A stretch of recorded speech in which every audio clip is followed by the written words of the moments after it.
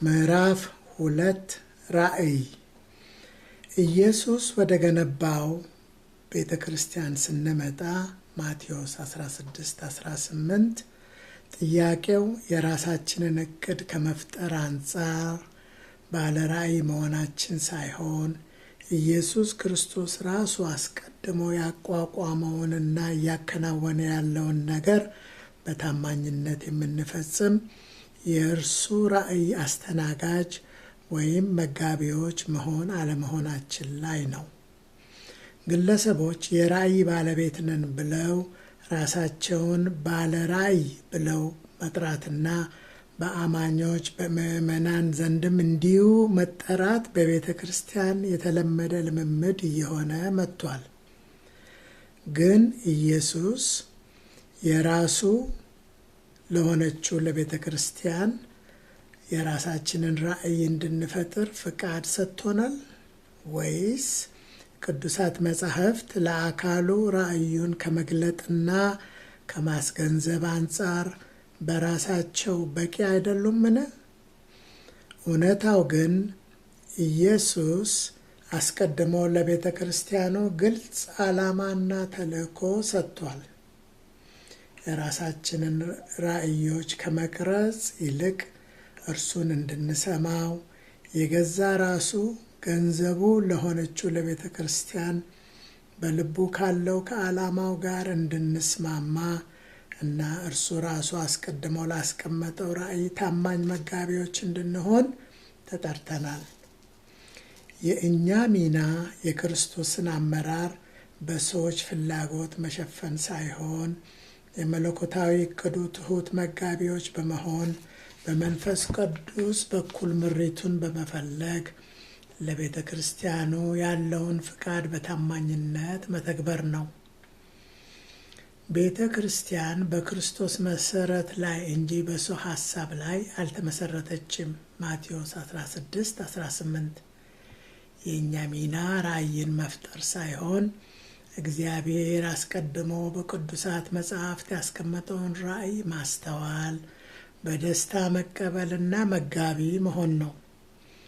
ኢየሱስ የቤተ ክርስቲያን ራስ ነው። ቆላስይስ 1:18 መንፈስ ቅዱስም ወደ እርሱ ይመራናል። ዮሐንስ 16:13 የቤተ ክርስቲያን ራእይ ለመወሰን በሰዎች ፈጠራ ወይም ምኞት ላይ ስንደገፍ ከእግዚአብሔር ፈቃድ ይልቅ የራሳችንን ፍላጎት የምናንጸባርቅ የሆነ ነገር የመገንባት አደጋ ውስጥ እንገባለን።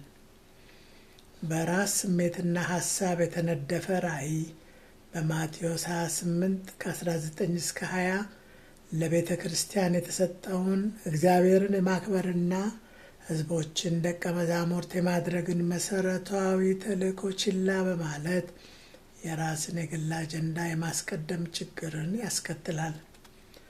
ቅዱሳት መጻሕፍት የቤተ ክርስቲያንን ዓላማ የሚያመላክት ማዕቀፍ ይሰጡናል። ቅዱሳንን በማስታጠቅ ወንጌልን በማካፈልና ሌሎችን በፍቅር በማገልገል ክርስቶስን ምሰሉ ነው የሚሉን።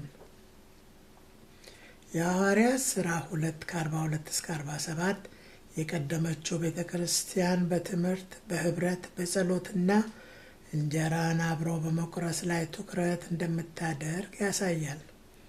መጋቢነት ይህንን አብነት በታማኝነት ጠብቆ በተግባር እየገለጡ መኖርን ይጠይቃል። ይህንን ትተን አዲስ ራእይ ያለን እያል ራሳችንን ባለ ራእይ አድርገን ማወጅ አያስፈልገንም። በዙሪያችን አጥር እየገነባንና ከሌሎች ጋር በተፎካካሪነት መንፈስ እየተያየን መቀጠል የለብንም። ራሳችንን ባለ ራእይ አድርገን ስንሰይም የእግዚአብሔርን መንግሥት ከማስፋት ይልቅ የራሳችንን የግል መንግሥት በመገንባት ላይ የማተኮር ፈተና ውስጥ እንወድቃለን። ይህም ከክርስቶስ ተልእኮ ይልቅ ላለንበት ወይም ከነበርንበት መንጋ ተነጥለን ወጥተን ለመሰረትነው ቤተ እምነት ወይም ዲኖሚኔሽን ለስማችን ወይም ለምንከተለው አሰራር ሌጋሲ ቅድሚያ እንድንሰጥ ሊያደርገን ይችላል። ይህም በመንፈስ ቅዱስ የሚመሩ አዳዲስ እድሎችን የምናዳፍን አፍነን የምናስቀር ሰዎች ያደርገናል።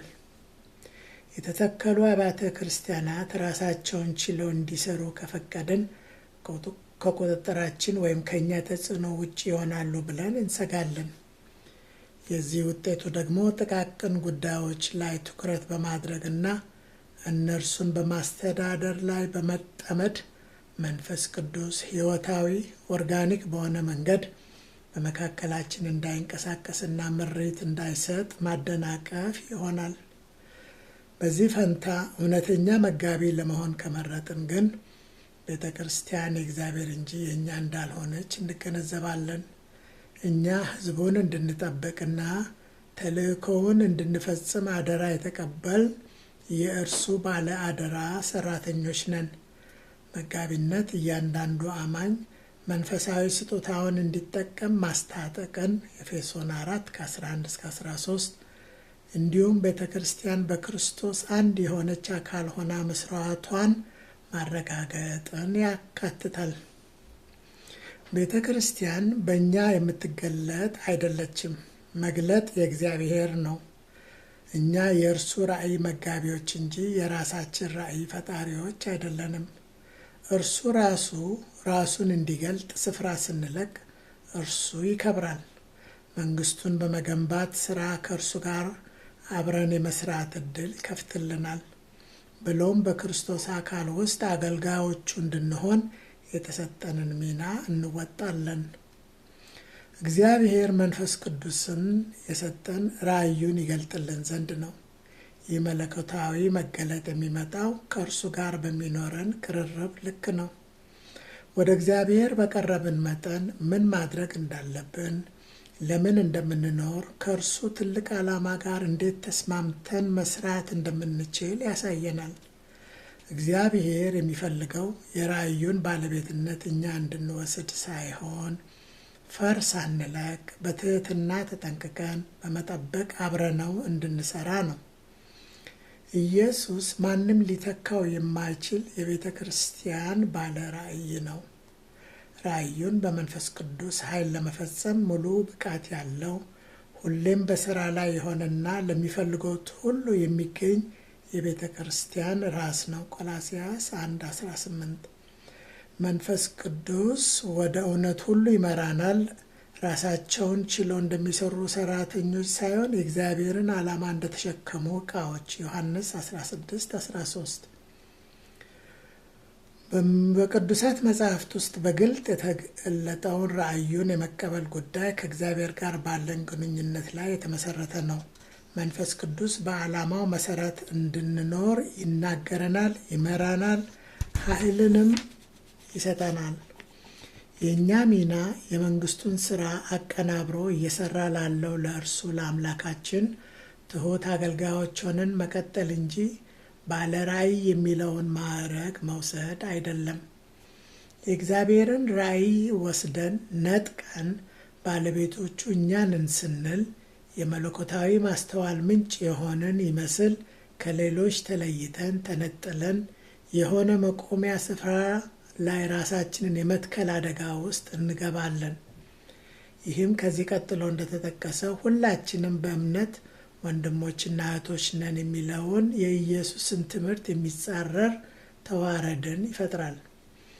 እናንተ ግን መምህር ተብላችሁ አትጠሩ፣ አስተማሪያችሁ አንድ ብቻ ነው።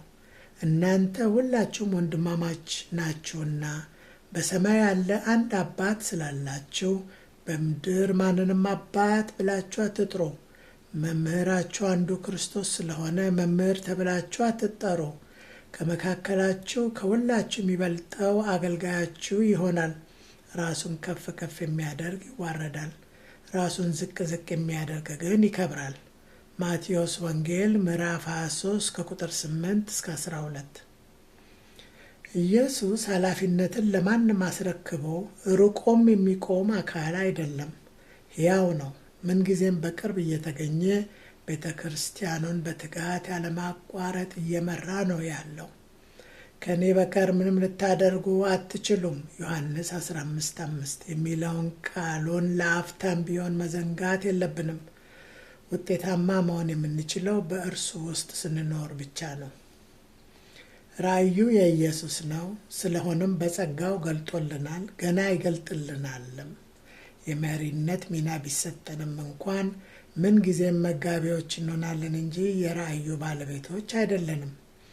ኢየሱስ በሕዝቡ ውስጥ በሚሠራው በመንፈስ ቅዱስ ኃይል አማካይነት ራእዩን በሕዝቡ ላይ መፈጸሙን ቀጥሏል። እኛ ከእርሱ ጋር አብረን የምንሠራ ሠራተኞች ነን እንጂ የተልእኮ ፈጣሪዎች አይደለንም። መሪነት የአገልጋይነት ሚና እንጂ የበላይ መሆን አይደለም። የመሪነት ሚና አካሉን ማነጽ እና ሌሎች ጥሪያቸውን እንዲፈጽሙ ማስታጠቅ ነው። የእኛ ኃላፊነት እርሱን ኢየሱስን ማዕከል ማድረግ ነው። የምንወስደው እርምጃ ሁሉ የእርሱን ምሪት ስለሚያንጸባርቁና እርሱ ብቻውን የሚከብርበት ስለመሆኑ እርግጠኛዎች መሆን አለብን። ኢየሱስ እቅዶቹን በመንፈስ ቅዱስ አማካይነት መፈጸም የሚችል ሕያውና ምንጊዜም በሥራ ላይ የሆነ ባለ ራእይ ነው። የእኛ ድርሻ ራእዩን ማዳመጥ፣ መታዘዝና መጋቢነትን በታማኝነትና በአመስጋኝነት በመቀበል ሁልጊዜም ራእዩን አደራ ወደ ሰጠን ወደ እርሱ ማመልከት፣ እርሱን ማሳየት ነው። እግዚአብሔር ራእዩን ሲገልጥልን ትሑታን ወዳጆቹ እንድንሆንለት የቀረበ ጥሪ እንጂ ራሳችንን ከፍ ከፍ እንድናደርግ አይደለም። የእኛ ድርሻ ሁልጊዜም ሰዎችን ራእዩን ወደ ሰጠን ወደ እርሱ መምራት ማሳየት ነው። ራእዩ የእርሱ ነው፣ ክብርም የእርሱ ነው። በዚህ ውስጥ እኛ እንድንሳተፍ መጠራታችን በራሱ እንዲሁ በነፃ መባረክ ነው። ሆን ብለን ሳይሆን ባለማስተዋል ባለ ራእይ የሚለውን ማዕረግ የራሳችን ስናደርግ ሳናስበው ራሳችንን ማዕከል አድርገን በማሳየት ሌሎች በዙሪያችን እንዲሰበሰቡ እንጠይቃለን።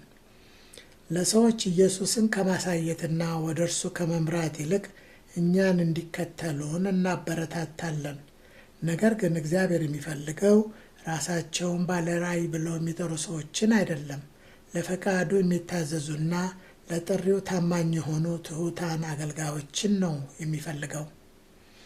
ኢየሱስ የደቀ መዛሙርቱን እግር ባጠበ ጊዜ እግዚአብሔር የሚከብርበት ትሕትናን የተላበሰ ራስን መስዋዕት በማድረግ ሌሎችን በማብቃት ላይ ያተኮረ አመራርን አሳይቷል። ዮሐንስ 13 ከ14 እስከ 15። ትሑት መጋቢ ሌሎችን በፍቅር እያገለገለና ክርስቶስን እያሳየ ራሱን ግን ዝቅ ዝቅ ያደርጋል። እንደ ባለ ራእይ ሆኖ መታየት ሌሎች ክርስቶስን እንደ መሪያቸው ከመፈለግ ይልቅ በእኛ እንዲመኩና ምሪትን ከእኛ እንዲፈልጉ ሊያደርጋቸው ይችላል። ሆኖም ኢየሱስ የሚለው ተከተለኝ ማቴዎስ 16:24 ነው እንጂ ማንንም ሰብአዊ መሪ ተከተል አይደለም። የመሪነት ሚና ሌሎች ክርስቶስን እንዲከተሉ ማስታጠቅና ማበረታታት እንጂ የራሳችን ተከታዮችን ማፍራት አይደለም።